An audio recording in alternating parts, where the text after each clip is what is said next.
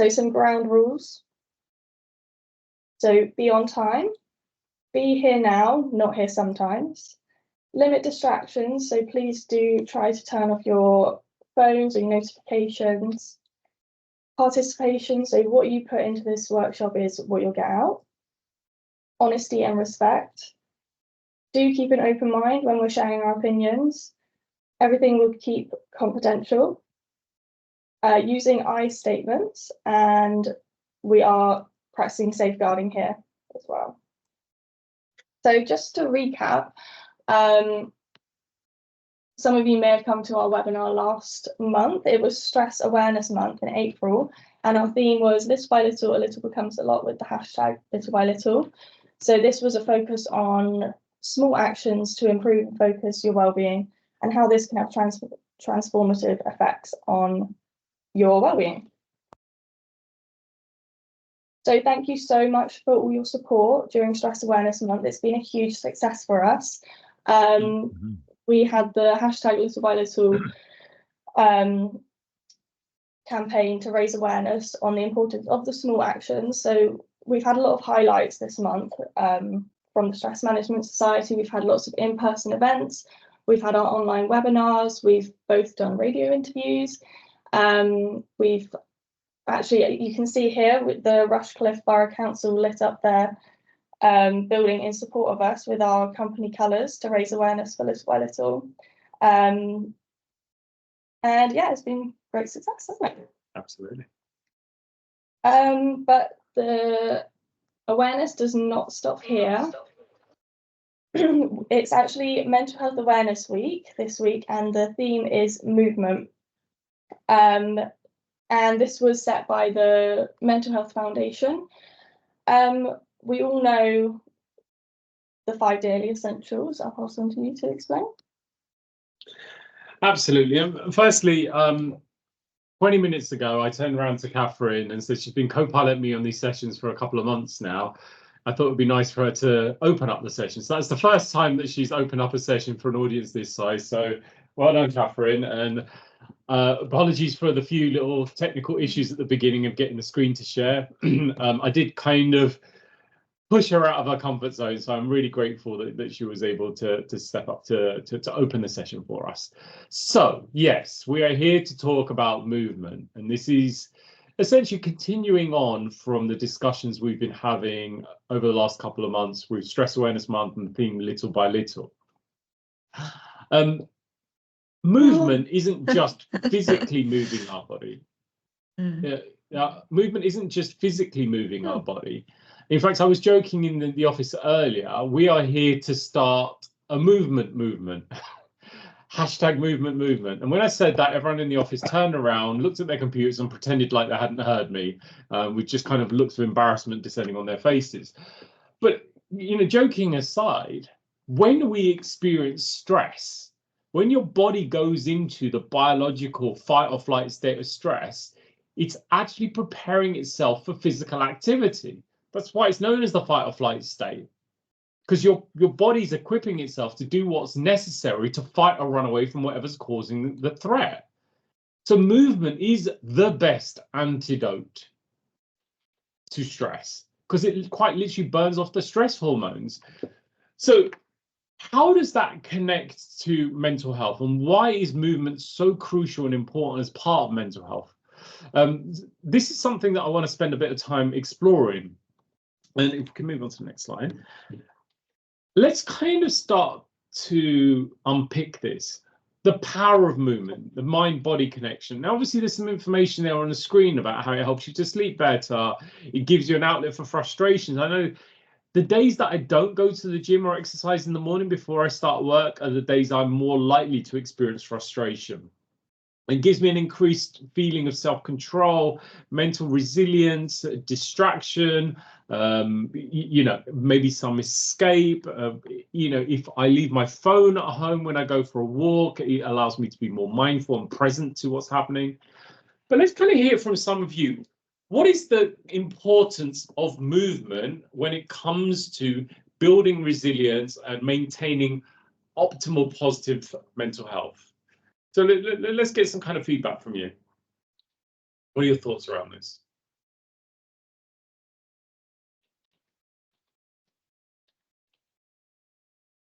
That's an actual question, not a rhetorical one. So feel free to get involved. You can either put something in the chat or put your hand up. We would love to hear from some of you. You can, come onto your microphone and share your thoughts. Go for it, Eva. You've got your hand up. I'm just trying it to describe it in my very own words. I'm Alex, by the way. Nice to meet everyone. Hi, Alex. And I think one of the great things about working out is that you have an immediate effect. Whereas like all of us work in an office environment, and sometimes the tasks take maybe weeks or even months until you get a result and a success. Whereas working out is you go to the gym or you go for a run or you go for a walk, and pretty much directly you get an output from this event. Absolutely. And this is a key thing. The human body was designed for movement. We are designed to be out hunting and gathering food, moving, to literally get the resources we need to stay alive. Nature did not expect us to have Amazon Prime delivery 24/7, to have a tap a few steps away from where you are that gives you clean, fresh water, a refrigerator full of food, a computer or a phone that gives you access to everything you need without having to physically move. You could quite literally live the rest of your life in one room as long as you had a smartphone and, utilities that are being delivered to your premises. You could live your whole entire life in a square box. That's not what nature expected. It's not what nature anticipated. And there will definitely be consequences to not giving your body the movement it needs. So this is something that's super crucial, that we are becoming more and more sedentary. And it actually got worse for a lot of people post-COVID, because the forced movement that many of us would have during our daily routine, the commute, for example, for many of us, that's either been fully or partly taken away because you are working hybrid, or many people are now working remotely. So even the walking to the bus, the train, or the car park may have also been taken away from your life. Yes, on one hand, that's made things easier and given you more time. But is that time being used to give your body what it actually fundamentally needs? But more importantly, what is the mental and emotional benefits of movement, which sometimes are downplayed? Movement isn't just about having a strong, fit body. It's also about being mentally and emotionally resilient. So, Eva, you had your hand up. Is there something you'd like to share on this? And anyone else? Go for it, Eva, with your Galaxy background, which is very beautiful. I stand up at meetings whenever I can. I really struggle sitting out 8 hours a day. I just don't think very well when I'm sitting down. I feel I need to move, or I need to be holding something, and I exercise every morning now at home to help me. But I'm well known at work now. Even if I have to take notes, I will stand up and I will walk around a bit. I just think otherwise I can't think properly. Yeah.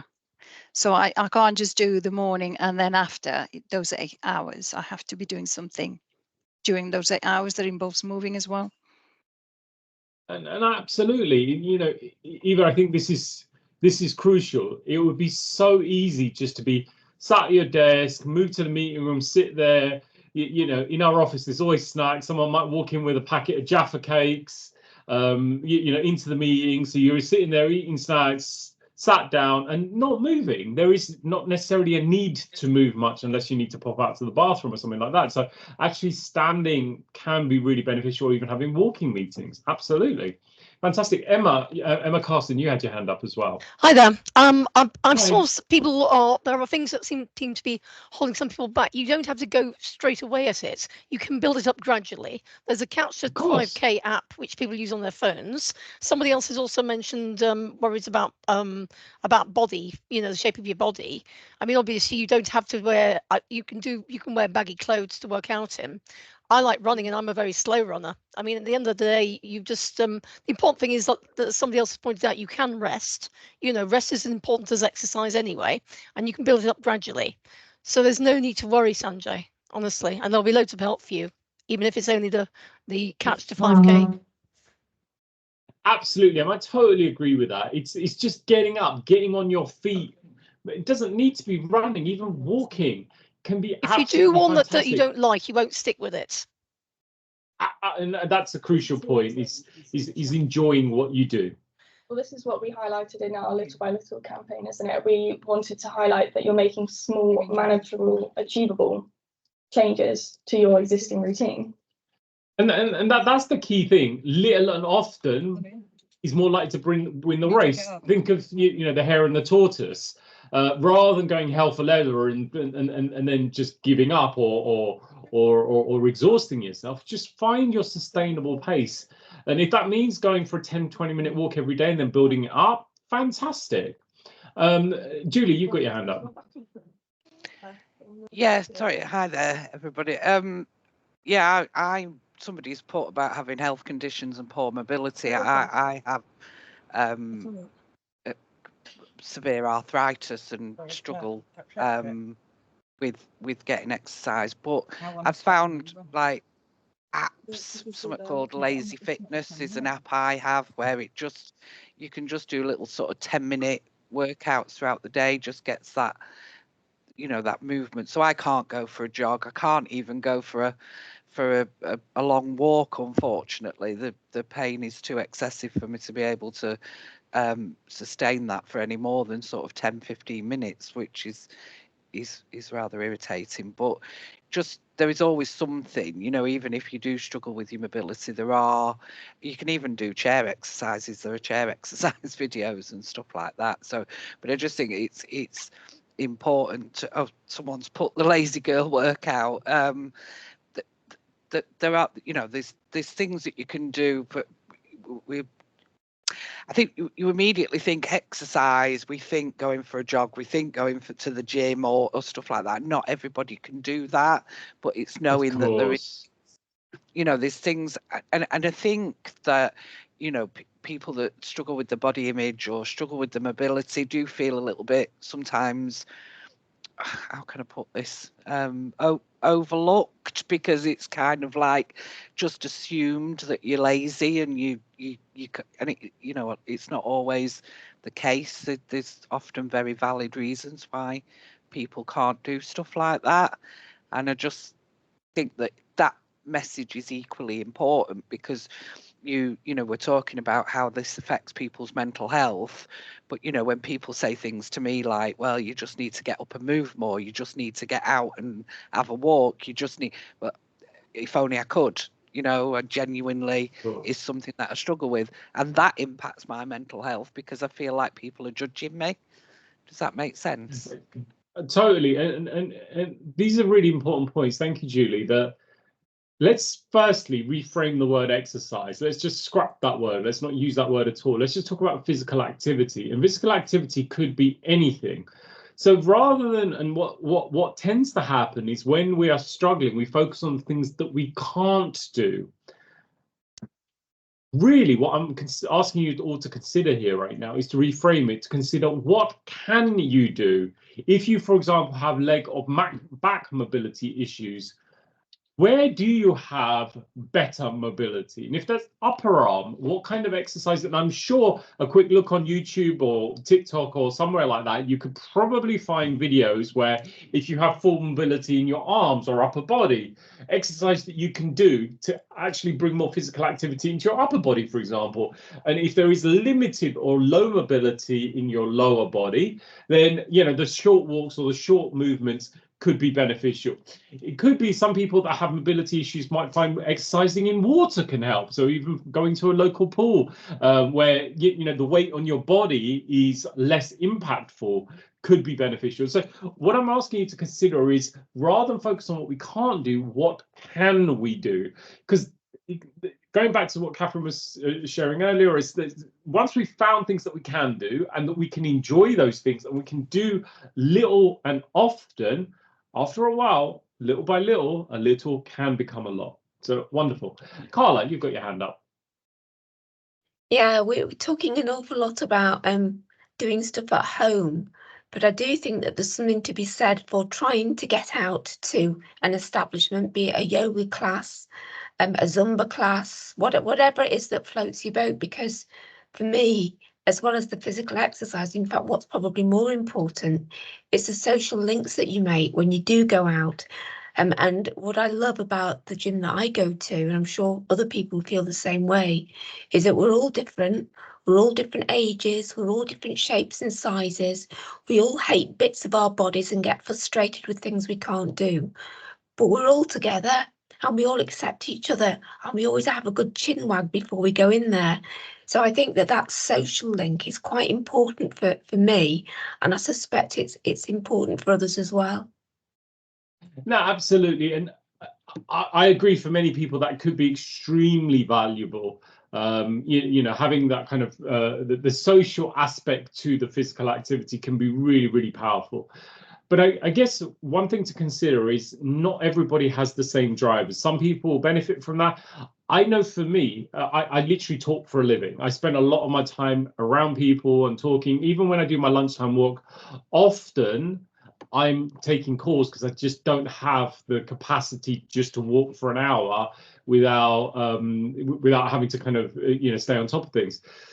So my morning exercise routine, whether that's by myself at home or in the gym, I actually prefer doing it by myself because it gives me time to be with me, if that makes sense.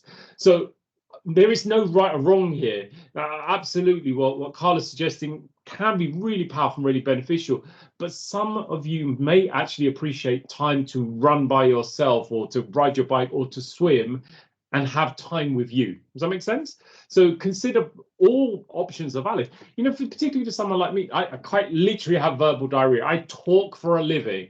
I sometimes really benefit from quiet time, and exercise for me can also be quiet time.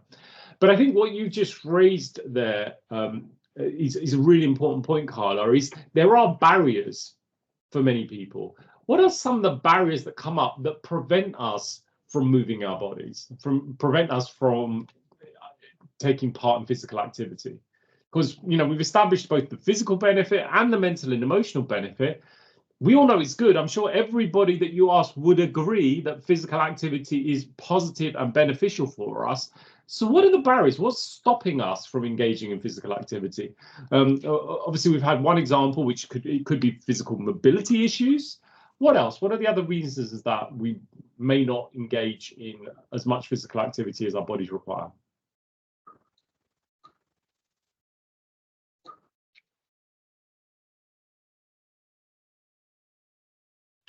I think you get too lazy and you start getting too busy with other things, prioritize other stuff.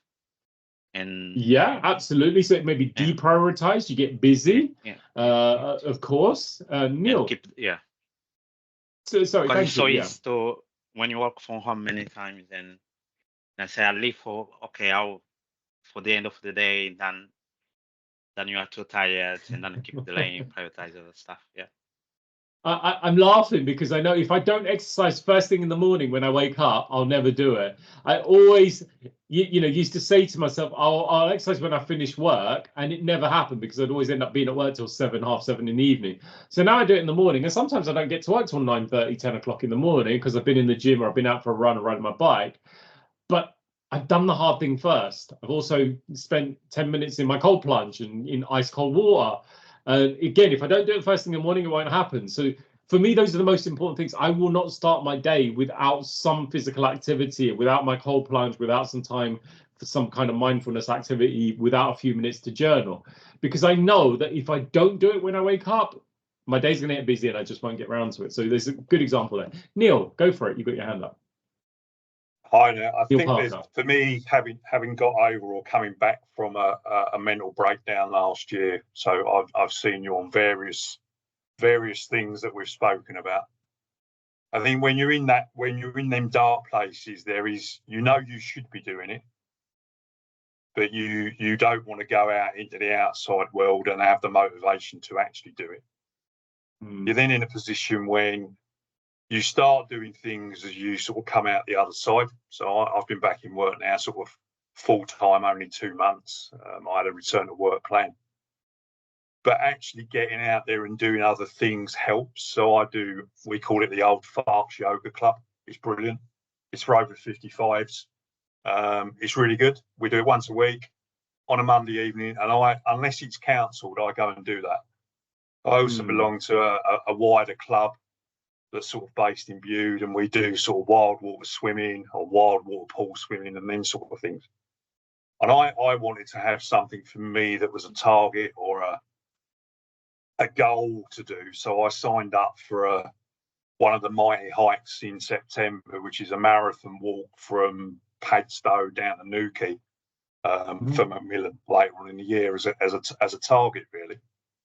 I think some of the barriers that you can do is cost. So gyms cost money. Certainly around here, the gyms are not open when ideally you would like them. So having moved out to the country, you know, they call it late night, 9 o'clock.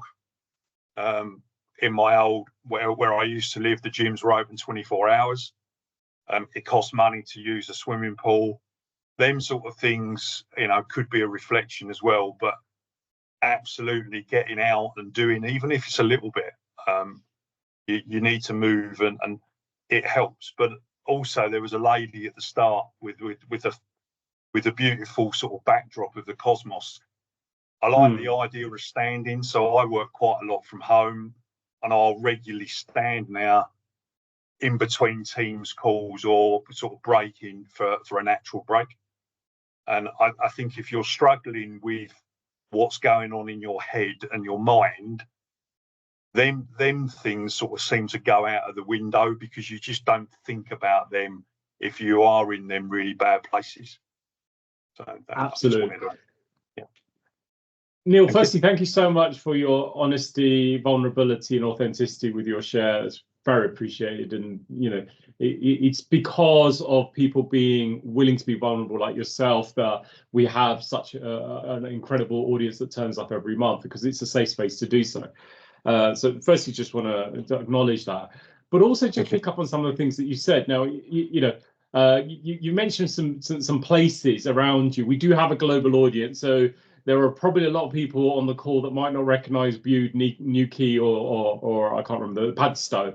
I'd literally just come back from a week in St Agnes in Cornwall. So for those who don't know, Neil is from Cornwall, which is, for me, one of the most beautiful parts of the UK. And I think that you could probably live your life with a lot of physical activity without the need for a gym membership, because we were walking 25,000 steps a day whilst we were out there, you know, on coastal paths, up and down cliffs and on beaches, swimming in nature's swimming pool. Yes, it was a bit cold, but that's good for you as well. And there is so much beauty, whether you are with, I was there with 3 friends or by yourself. Being able to connect with nature is so powerful. Combining that with some movement and physical activity brings tremendous benefits. But I do also want to acknowledge what you said at the very outset. When you are struggling and not in a good place, the last thing you want to do is get off the couch. It's just easier to try and escape into a box set or a doom scroll hole, or you drown yourself in a bottle of wine or food or whatever. I know that it's easier to hide away, but the reality is when you're in that moment, a change of scenery, a movement in your body can alter your state tremendously. So I appreciate it. It may be one of the hardest things that to motivate yourself to do, but positive actions inspire other positive actions, right? And Neil, let me come back to you. So that, you know, those days where you do get out and you go for a walk or a swim or a run or whatever, how do you feel afterwards? As much as it might be hard to motivate yourself, how do you feel post the fact? I think that there's different things. So for me, I done not last weekend, the weekend before, I'd done a 10-mile walk because I'm sort of starting to build up in terms of the walking for what I want to do in September. You know, you go from I've actually done that with a group of people that you don't know, but we're all in the same sort of situation. and people have helped you get through that. You ache and you're a bit sore maybe that night and maybe the following morning, but you do feel better for it. But the yoga for me is really good. I get a lot out of the yoga. It's good at the end of the first day of the working week for me, but it allows me to get to a point where I'm doing something physical, but there's also the mental side of that in terms of the sort of the way that we calm down at the end of the class, which I find really, really helpful. And I would advise anybody to try and find a local yoga class. If you've never tried it, it's worth doing it. And I'd be one of them people, and I hate sort of brackets but I would never have gone to yoga before my breakdown, because that to me is not something that men do. We would go and hammer out in a gym for an hour and a half, and we would work every bit of my body until it ached. That would be typically pre-COVID. But now I find the yoga as helpful as doing the gym work, to be honest. Absolutely, and thank you, Neil. And I think this is the key thing. You also mentioned about financial barriers. For many people, it's like they don't have the money for a gym membership or even to go to classes. Well, you know, nature has provided us the most incredible gym. Sorry, give me a sec. Sorry, we were getting feedback from someone. We had to mute a few people just to prevent the feedback. So this is the key thing, whether that's walking or just getting out in nature, you know, running, whatever you can do, swimming in a lake, river or sea, can all be absolutely really powerful. But there are other things, there are other ways to get movement even into your daily routine. If you live in a block of flats, use the stairs, not a lift.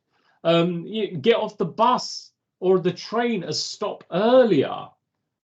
You park your car a little bit further away. How can you force yourself to have a little bit of further activity? I always park my car further away than I need to, just to give me the opportunity to get a few extra steps, both to and from the car, whether that be in the supermarket or when I go to the gym or when I arrive at work.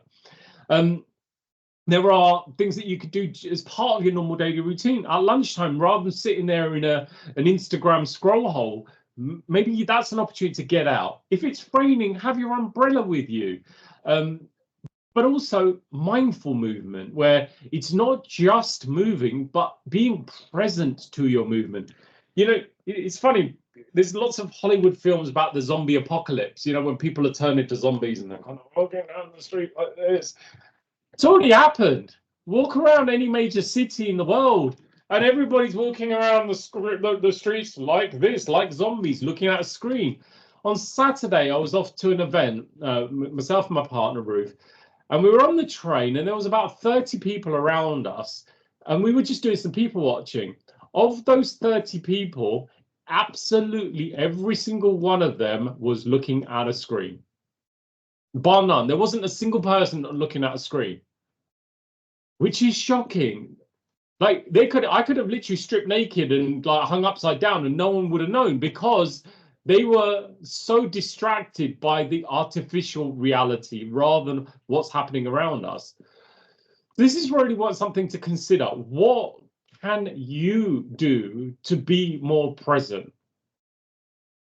If that means when you're out walking, listening to the birds and feel the wind in your face, and if it is raining, just being aware of the patter of the raindrops, rather than being stuck on a phone. So yeah, absolutely, Dawn, leave your phone behind. So what I want to do is not just tell you the benefits of physical activity. I want to be able to show you. I'm going to share with you a little exercise, a little activity, which is essentially just a breathing exercise with some movement pulled into it, which is designed to radically shift your state. I want to show you how even a couple of minutes of movement can radically shift how you're feeling and your perspective. So this is a bit of a social experiment. I've never done this with 250 people on a live call. I've done it in a room with 1,000 people in it, but I can't see all of you, so I'm not sure how this is going to play out. But either way, it's going to be a bit of fun. So first thing that we are going to do is sit nice and upright in your chair. So your back straight. So if you're a little bit shorter, you might need to shuffle forward in your chair. So you should have a right angle at your knees and a right angle at your hips. Before you do anything else, I want you to get a base level reading. I want you to look around the room that you're in. I want you to tune in to how your body feels, any aches, pains, discomforts. Get a sense of what your energy levels are like. Look around at the people on the screen and the people next to you, the looks on their faces, how they're holding their bodies. Essentially, just tune into your landscape using your 5 different senses. What do you see? What do you hear? What do you feel? What can you taste? And what can you smell? And how that might change just from doing this simple exercise. Now, the first thing is safety first. There's a lot of people that say no pain, no gain. I absolutely don't believe that. If there is pain, your body's telling you something is not right. So if there's pain, stop. Don't push through it. That's how you get injured. I know that firsthand. There's plenty of times where I've been, training for a race or actually in the middle of a race and I felt pain and discomfort and I pushed through it and ended up doing myself an injury. So with this particular exercise we're about to do, I don't want anyone to experience any pain or discomfort. If you know you have mobility issues, particularly neck or shoulder or back problems, please be gentle with this. And if so, if number one, you currently have any physical upper body mobility issues that you're aware of, maybe just stick to the breath part of this and not the physical movement. Also, if you start and you feel pain or discomfort, again, stop and just focus on the breathing. So there's two aspects to this. One is the breath. So I'm going to stand up so you can see me. The breath should be from the belly. If I stand sideways so you can see me, we want to maximize the amount of air we're getting into our body. So when we breathe in, you want to fill your belly up with air. Yes, I appreciate it makes your belly look big, but when you exhale, that'll flatten nicely down to your abdomen. So that's how we're breathing. So breath in, breath out. But what we're going to do, we are going to add some movement into this. If you can visualize or remember the bellows they used to use in the olden days, you may have seen it on an old film, when they're fanning a fire, they kind of have this bellows device and they kind of use it to force air onto the fire, to fan the fire quite literally. We are going to be using our body like a bellow.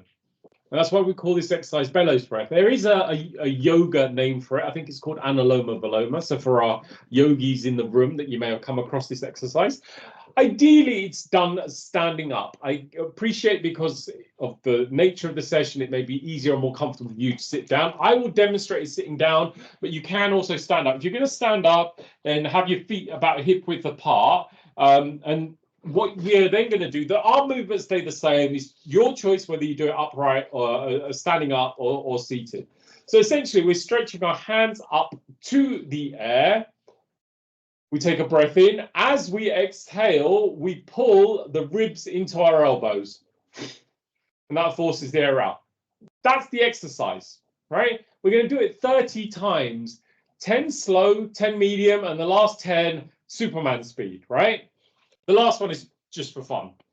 So if you'd like to do this, we're going to do this together. And remember, breath in, exhale when you're pulling your elbows to ribs, inhale, exhale. All right, so if you'd like to do this, we can do this together. And we're going to start when you're ready. Nice, slow, deep breath in. 1, 2, 3, 4, 5, 6, 7, 8, 9, 10. Okay, that's the first 10, and we're going to go a little bit faster.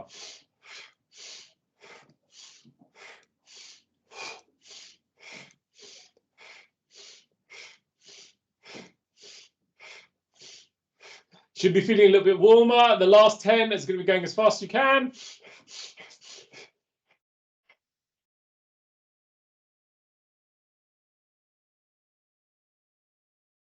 That's 10.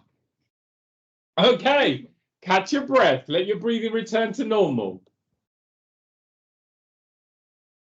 Okay, as your breath settles, what do you notice? So either jump on the mic or absolutely gone dizzy. If you feel a little bit dizzy, you've had a rush of oxygenated blood up to your brain's going to feel really alert. Okay, it's fun sweating, so you created heat, you create energy. Yes, your dog probably thinks you've gone mad, not far from the truth probably. Your arms ache, yeah, of course, this is a physical activity. Okay, regardless of the people looking at you, but you've got warmth in your shoulders. How many of you are feeling a little bit more awake or alert from doing that? How many feel a little bit more energy? Okay, so happier. Yeah, some of you definitely feeling energized. Great. Now here's the thing. 30 seconds. 30 seconds that was. And in 30 seconds, you're feeling warmer, energized, more awake, more alert. Now, if you are feeling dizzy, for those of you feeling a little bit dizzy, just take a few slow, deep breaths. The dizzy feeling will surpass. Essentially, you've had a head rush because you've got a rush of oxygenated blood up to your brain. That is a good thing, you know, and it will pass very quickly, but you will be left with those feelings of energy. Some of you are smiling. Okay, if it does feel a bit silly, it's okay. If it's brought a smile and a bit of a giggle, all good. But what I'm here to say is not to do this exercise. I'm here just to demonstrate how just 20 to 30 seconds of movement coupled with breath can radically shift your state. This is the kind of exercise that I would do, like, for example, before a webinar. If I had a particularly challenging morning or I'm going into a session or I feel a little bit tired, it's a great way just to, sorry, Catherine, I'm not going to punch you in the face, but it's a great way to bring a bit of energy into my body. There are many, many, many different things that you can do. I just wanted to demonstrate one, just to prove to you how much power you have to change and shift your state. Go for it, Martin. You've got your hand up. What would you like to share? And also anyone else, if you want to share your experiences or what you've learned or taken from that exercise, not necessarily what other people's reactions are, but your experience. If any of you'd like to share, please jump onto the microphone. Remember, it's your session as much as it is ours.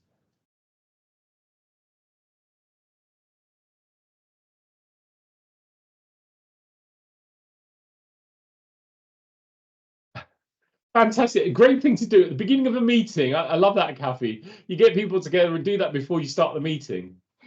And you know what? I appreciate you can feel a little bit self-conscious if you're doing it in the workplace. But you know what? People are going to come over and ask what you're up to. And that could be a great talking point.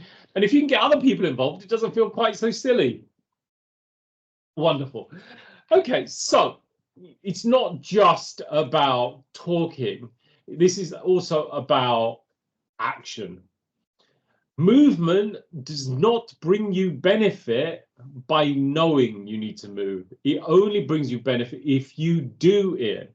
And this is really, you know, step by step, we can actually start to make a big difference to ourselves and to each other. And as I was joking earlier, we're here to ignite a movement about movement.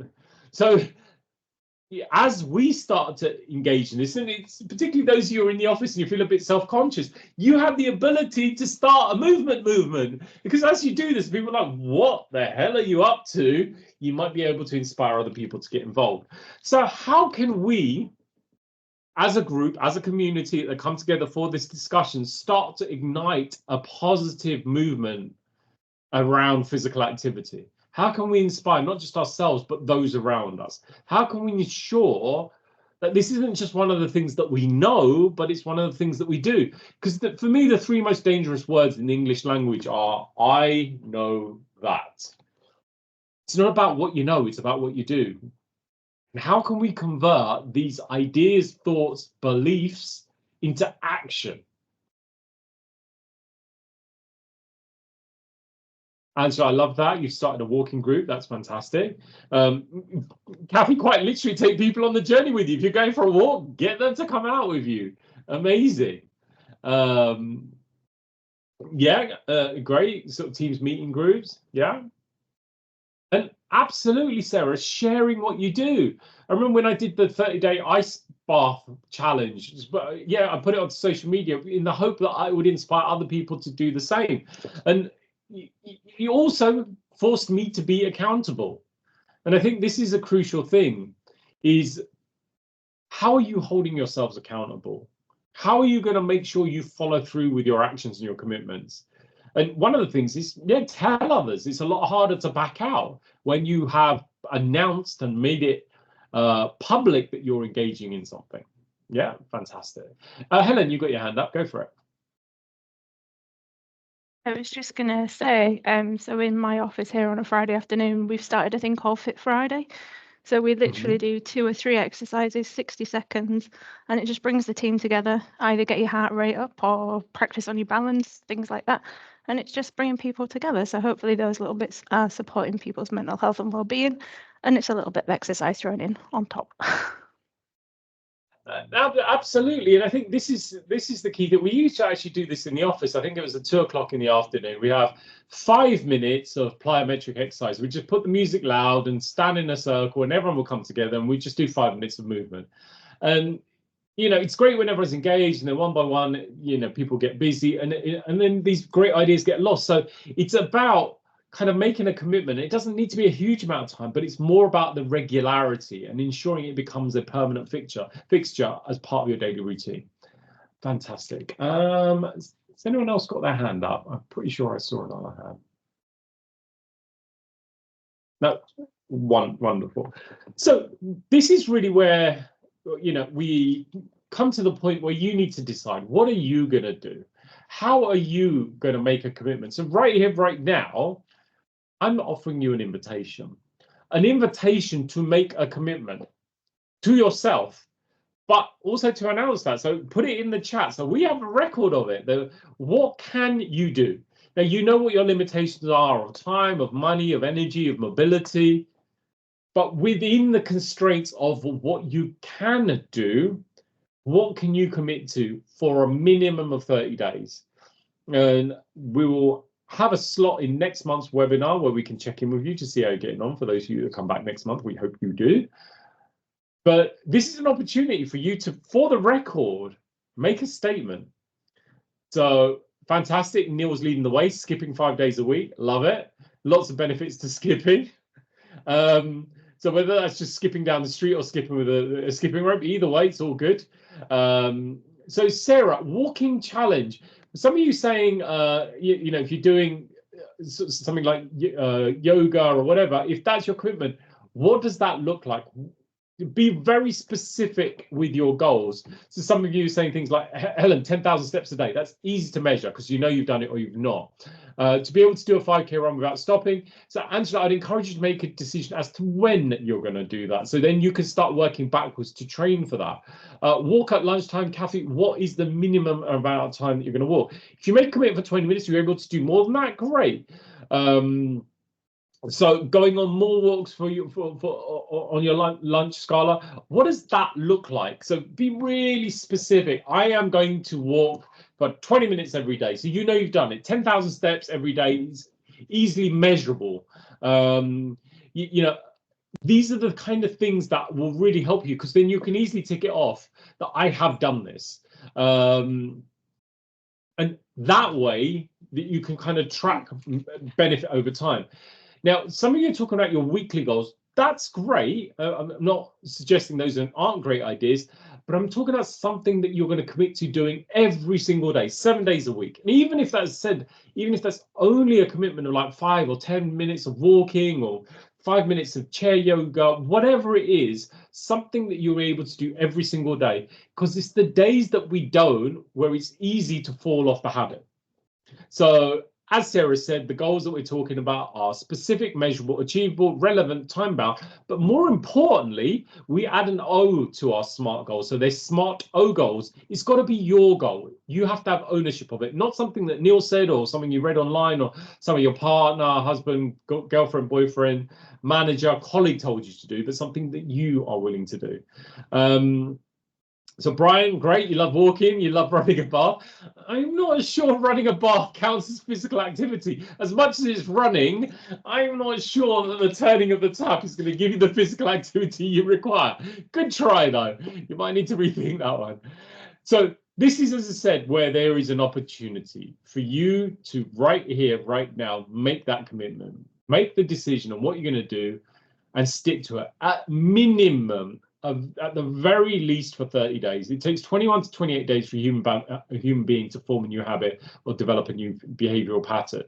And if you're able to stick to it for at least 30 days, after that, it becomes automatic behavior. You'll do it without even thinking about it. Like you wouldn't think about showering every day, or eating food every day, or sleeping every day, or now driving your car. If you drive, you probably don't think about it. You just do it on autopilot. I want you to get to the point where all of these things become autopilot. So this is really where we can also provide help and support. So feel free to reach out to us. We have programs for the workplace. We've also just launched a new program, which is covering all aspects of mental, physical and emotional health. It's an employee assistance program. So for any of you who would like to bring that benefit into your organization, particularly if you have a provision that isn't bringing you the benefit you require, or you don't have one yet, feel free to reach out to us and we can talk to you about the program that we put together and how you might be able to utilize that within your workplace.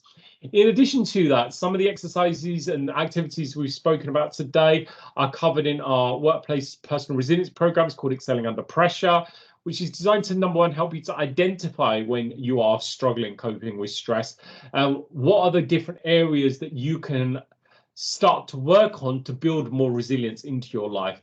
And that includes what we call the 5 daily essentials, part of which is physical activity. It's also covering things like nutrition, hydration, support network, amongst other things. So as I said, today was just an opportunity for us to kind of open up some space to have this discussion, to start exploring these ideas, but more importantly, to get you to make some commitments. So as we start to get to the end of the time we've got together today, if you want regular inspiration, feel free to sign up for our newsletter. We send one out once a week, which has got lots of really useful, valuable information, lots of free resources, information about upcoming activities, and also anything else that may be relevant or valuable to best support you in coping with your well-being. So if you'd like to sign up for that, we're just about to put the link into the chat. So all you need to do is click on the link and you'll be able to sign up for it. The next thing that we wanted to cover is next month we have our webinar. Date hasn't been announced yet, but it will be in the newsletter. If you do need urgent support, if you need to chat to someone, you can reach out to the Samaritans. There's the Silver Line, there's mine, and there's Campaign Against Living Miserably. All of this information is going to be in the slides, which will be on the handout, which is going to be available on the download link that we shared at the beginning of the session. If you can continue to help or support us in any way, please do so. Your donations are the only reason we can continue doing the work that we do. So whatever little that you can provide to help us continue to do our work, then that is always much appreciated. And also, I just want to leave some time at the end of today's session for any questions, comments, feedback, anything you want to discuss, share, or ask, for us to have the space for the last 6 or 7 minutes to explore that. So, Anne, you've got your hand up. Do you have a question or anything you want to share?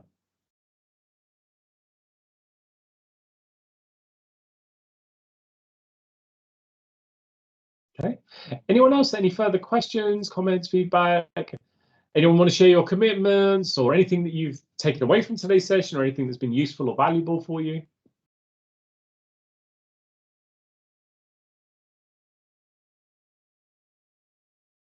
Okay, either we've answered everybody's questions and we covered everything perfectly, or you might be feeling a little bit shy.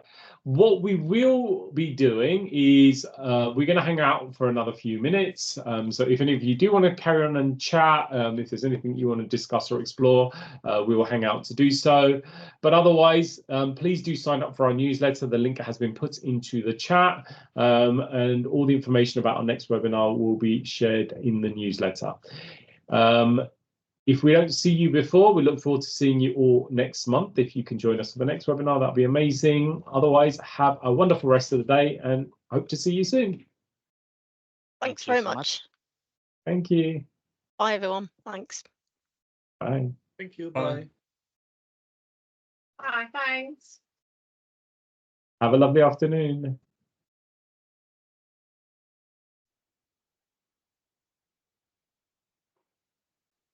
Thanks. Thank you, James. Oh, James, you got your hand up. Go for it.